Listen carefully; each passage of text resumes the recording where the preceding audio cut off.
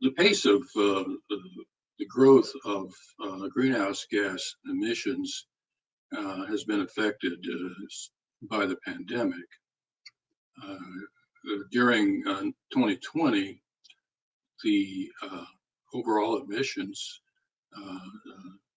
growth slowed because economic activity worldwide slowed as well. This gave some people a false sense of security in thinking, well, we've beat the climate change problem. But as the world has recovered economically in the wake of the pandemic, and even as at this time we still fight the pandemic, emissions are growing again. Over the past several decades, there's been a gradual shift in where the most emissions are coming from.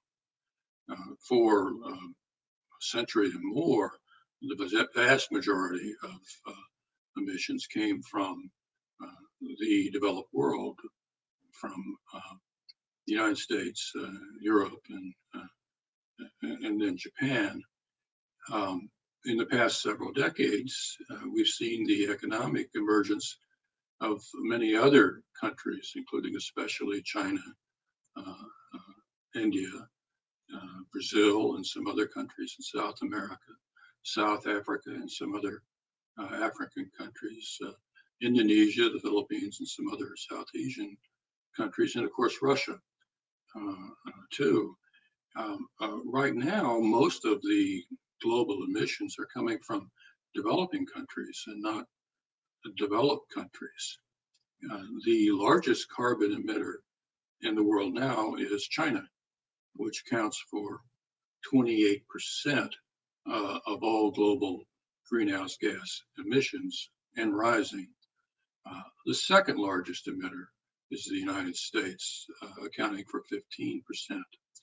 At the same time, if you look back over the past 150 or 200 years, through the growth of our country, you'll find that in all that time, historically, the United States is accounted for 25% of the total of all the world's historic carbon emissions.